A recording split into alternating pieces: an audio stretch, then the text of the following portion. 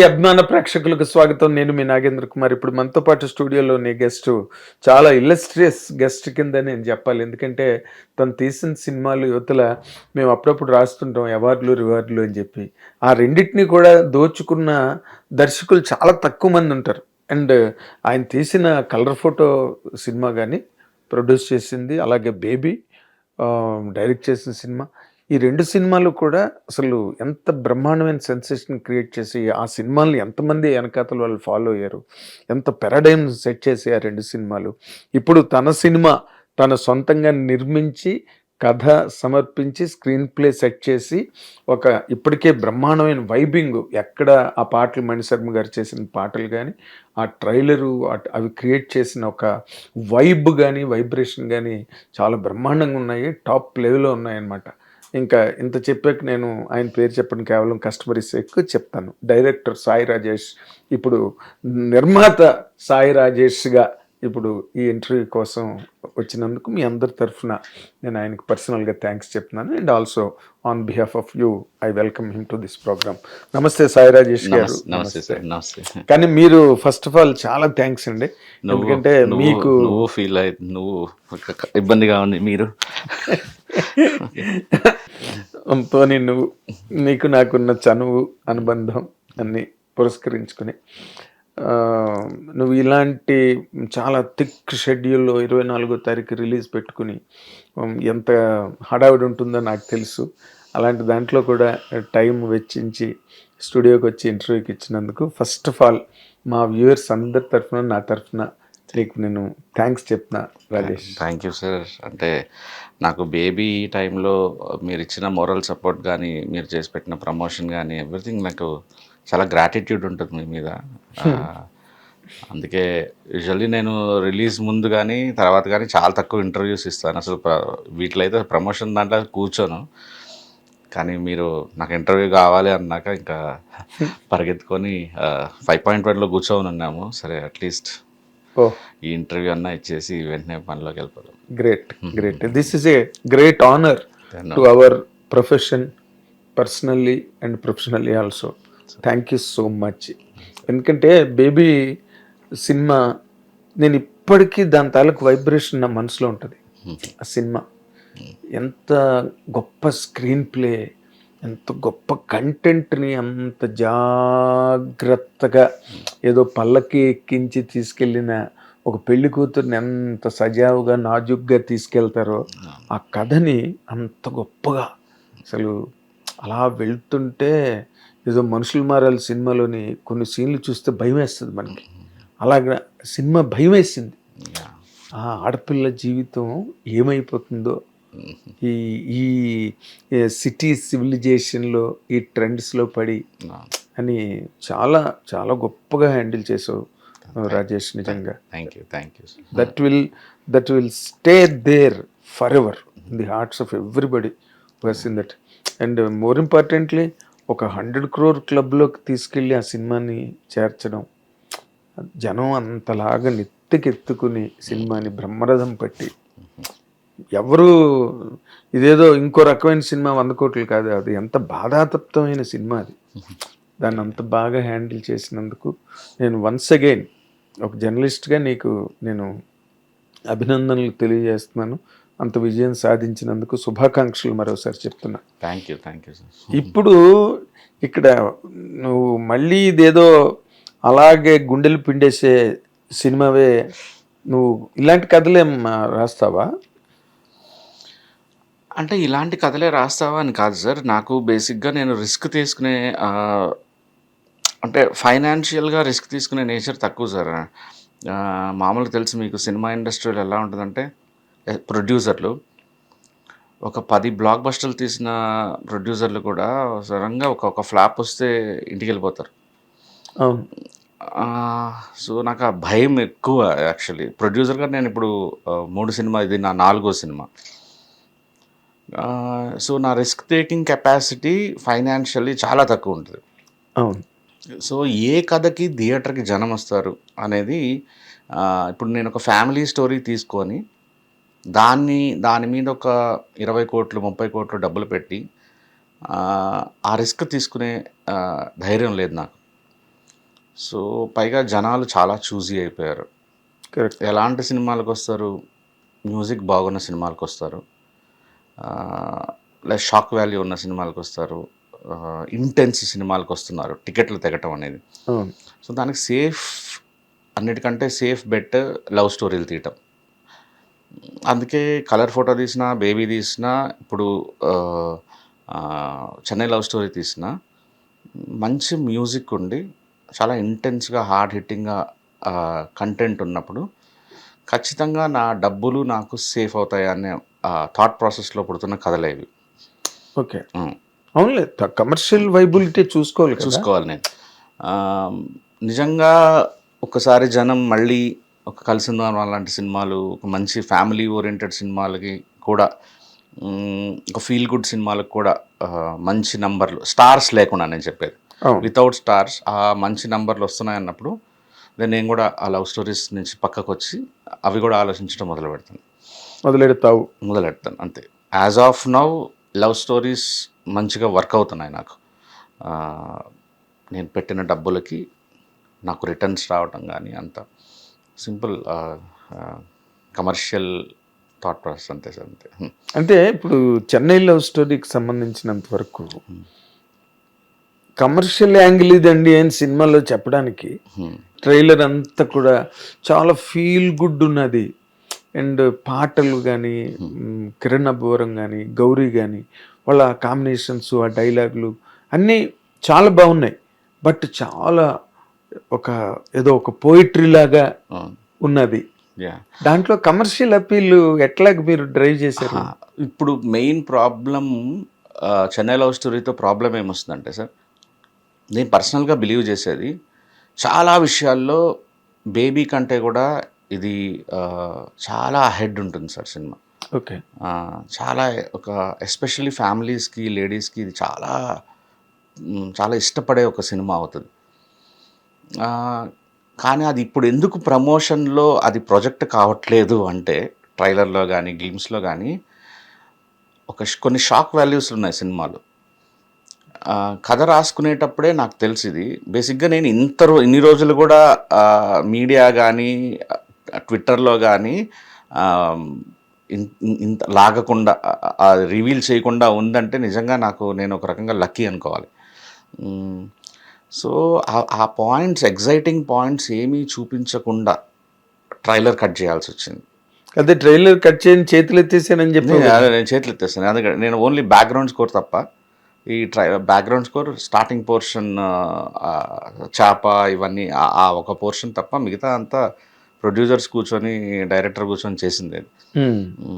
So నాకు except background score ఒకటి నేను మణి సార్తో కూర్చొని చేసుకున్నాను.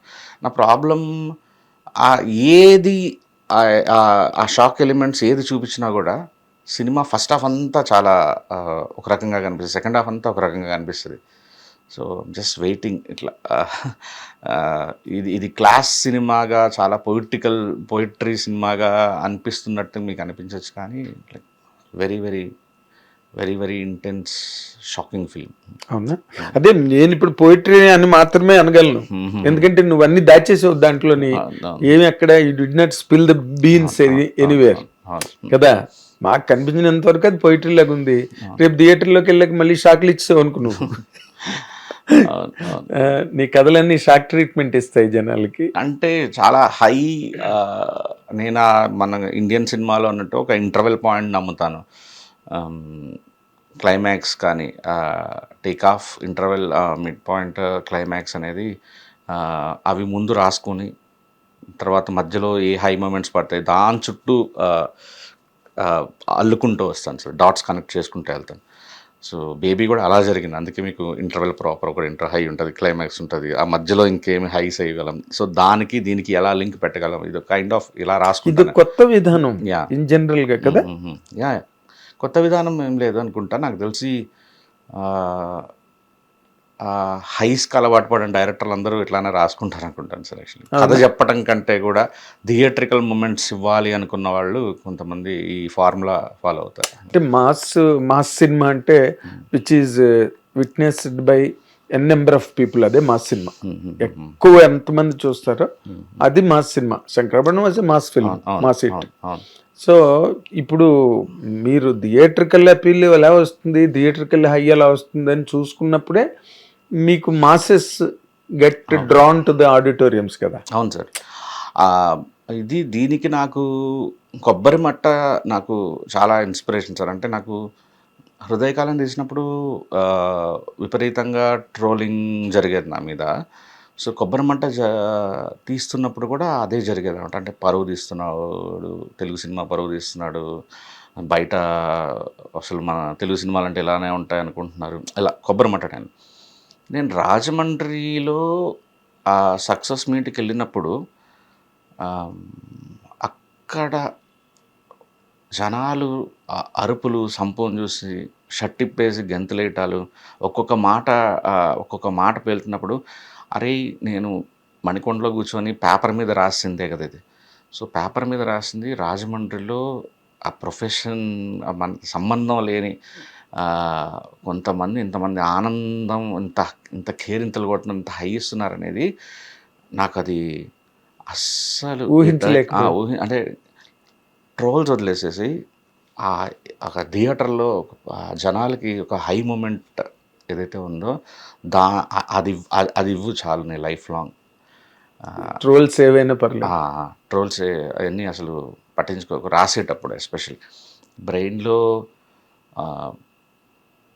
ఇలాంటి సినిమాలు తీశాడు, నిబ్బా నిబ్బి సినిమాలు తీశాడు, ఇంకోటి తీశాడు అని ఏమైనా అనొచ్చు.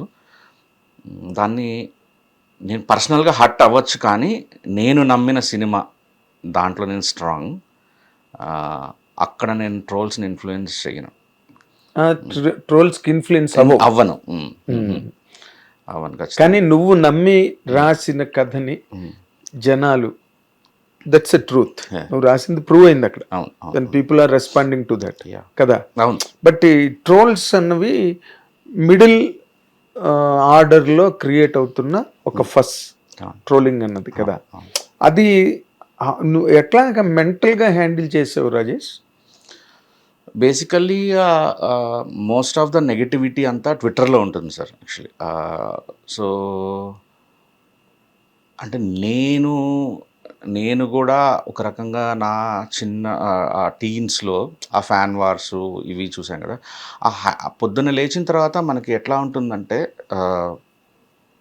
ఇప్పుడన్నా ఇంకా మొబైల్స్ వచ్చాయి, కానీ యూజువల్లీ నిద్రపోయే టైం, నిద్ర లేచే టైంకి కూడా ఈరోజు ఎవరిని వేసుకుందాం అనే ఒక హై ఉంటుంది.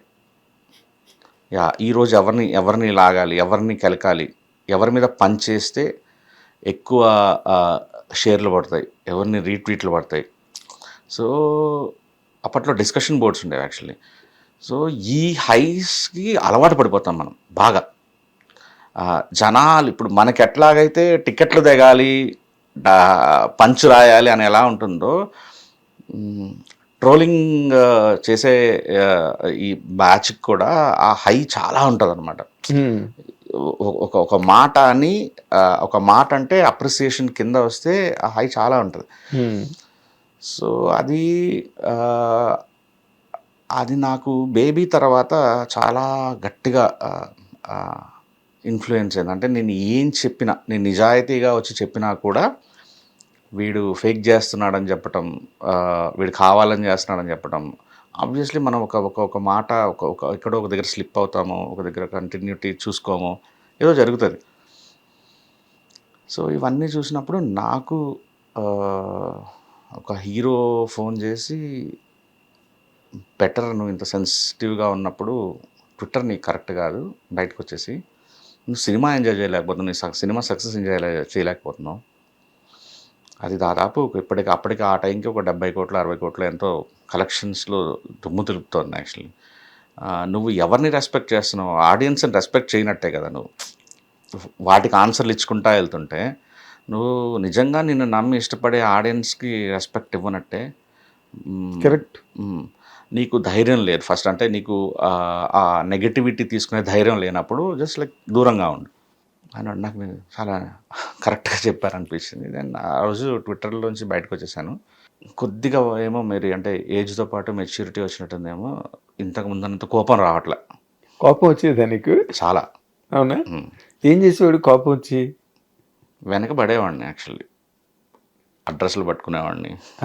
యా, బట్ అదంటే వాళ్ళు అంతా ఒక చాలా చిన్న ఏజ్లో ఉన్న ఉత్సాహం సార్ అది. అండ్ మనం దాన్ని అంటే వాళ్ళు కూడా ఇంకొక 10 ఏళ్ల తర్వాత వాళ్ళు అలా ఉండరు ఫర్ షూర్.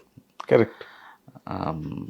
ఎందుకంటే నాతో పాటు మేమందరం ఇలా ట్రోల్స్ చేస్తున్నప్పుడు ఈ టైంలో ఉన్న వాళ్ళందరూ ఈరోజు చాలా పెద్ద పొజిషన్స్లో ఉన్నారు. పేర్లు చెప్పలేను కానీ అసలు వాళ్ళందరూ ఓ హీరోకి మేనేజర్గా ఉన్నారు, ఓ హీరోకి పిఆర్ఓగా ఉన్నారు, ఒక అతను మంచి సాఫ్ట్వేర్లో చాలా పెద్ద పొజిషన్లో ఉన్నారు. డాలస్లో ఎంతమంది పెద్ద పెద్ద పొజిషన్స్లోకి వెళ్ళినారు ఇంజనీరింగ్ చదువుతున్న ఆ టైంలో. మళ్ళీ అందరం డిఫరెంట్ హీరోలకు సంబంధించిన ఫ్యాన్స్. మళ్ళీ 7 తర్వాత హిమాలయన్ బార్లో కలిసేవాళ్ళం శ్రీనగర్ కాలనీలో. అందరూ ఋషులందరూ హిమాలయాల్లో కలిసారు అనమాట. అందరూ వెల్ సెటిల్డ్ సార్. కాకపోతే ఆ టైంకి ఆత్రం ఉంటుంది. ఇప్పుడు ఆ ట్రోల్ చేయడం ఇవన్నీ ఏదో ఒక రోజు అది టూ మచ్ ఎక్కువ వెళ్తే మాత్రం ఫర్ షూర్ చాలా సఫర్ అయ్యే సిచ్యువేషన్స్ ఉన్నాయి ఇప్పుడున్న ప్రెసెంట్ సిచ్యువేషన్స్. అది జాగ్రత్తగా ఉండాలి. ఇంకా ట్రోలర్స్ అందరూ జాగ్రత్తగా ఉండాలి. ఎందుకంటే మొన్న ఆవిడ అనిత్ గారు, AP state government Vangalapudi Anith గారు, ఆవిడ ప్రెస్ మీట్లో చెప్పారు దానికి వేరేగా ఒక టెక్నాలజీ, అంటే ఈ ట్వీట్స్ ట్రోలింగ్లు చేసే వాళ్ళ మీద వేరే దానికి ఏదో వేరే ఒక టెక్నాలజీ వాడి they can trace, they can track. ఏవో రాంగ్ హ్యాండిల్స్ అంటే డూప్లికేట్ హ్యాండిల్స్ నుంచి చేసేవాళ్ళు చాలా మంది ఎక్కువైపోతున్నారు కదా. దాని మీద ఆవిడ మొన్న ప్రెస్ మీట్లో ఆ మాట చెప్పారు ఆవిడ. అది ఇప్పుడు ఈ ప్రశ్న రావణ్ లాంటి వాళ్ళు వాటిని బాగా అసలు ఎలాగ ఎంత వరస్ట్ లెవెల్కి తీసుకెళ్ళిపోవాలో తీసుకెళ్ళిపోయారు. అంటే మన ఇంటికి పోలీసులు వచ్చే వరకు కూడా మనకు తెలియదు సార్. మనం అంటే ఎవరు చూడడం చాలా జాగ్రత్తగా ఉంటాం అనుకుంటాం కానీ మన ఇంటికి పోలీసులు వచ్చారు అంటే అంతే కదా, ఎక్కడో ఉంటారు వాళ్ళు. మనం మాట అనేస్తాము, వాళ్ళు చూడరు అనుకుంటారు కానీ ఇండస్ట్రీ వాళ్ళు పొలిటీషియన్స్ అంతా మొబైల్ మీదే ఉంటారు. ఎవరు మనల్ని ఏమంటున్నారని చదువుతుంటారు, అలర్ట్గా ఉంటారు, అప్డేట్గా ఉంటారు. అంతే. బాగుంది. అయితే హిట్ టీవీ యాప్, ఇందులో short news, live news, entertainment shows, movies, digital magazines తో పాటు మీ జిల్లా వార్తలను కూడా ఫ్రీగా చూడొచ్చు. ఇంకెందుకు ఆలస్యం, వెంటనే హిట్ టీవీ యాప్ ని డౌన్లోడ్ చేసుకుని ఫ్రీగా ఎంటర్టైన్మెంట్ పొందండి. Hit TV app, hit TV app, please download hit TV app. Hit TV app ని ఫ్రీగా డౌన్లోడ్ చేసుకొని ఎంజాయ్ చేయండి. మీకు నచ్చిన ఎంటర్టైన్మెంట్ కోసం హిట్ టీవీ యాప్ ని ఫ్రీగా డౌన్లోడ్ చేసుకుని ఎంజాయ్ చేయండి. హిట్ టీవీ యాప్ ని డౌన్లోడ్ చేసుకుని ఆస్వాదించండి, ఆశీర్వదించండి. ఇంతమంది సెలబ్రిటీలు హిట్ టీవీ యాప్ ని డౌన్లోడ్ చేసుకోండి అని చెప్తున్నారంటే ఎంత మంచి యాప్ ఆలోచించండి. అమెరికా అమెరికా అమెరికా అమెరికాలో చదవాలనుకునే వాళ్ళకి విశ్వసనీయమైన పేరు మన శౌర్య కన్సల్టెన్సీ. UK లో 1 year masters, UK లో 1 year masters, 2 years work permit up to 5 years visa. Contact Saurya Consultancy. Contact 89851 89851.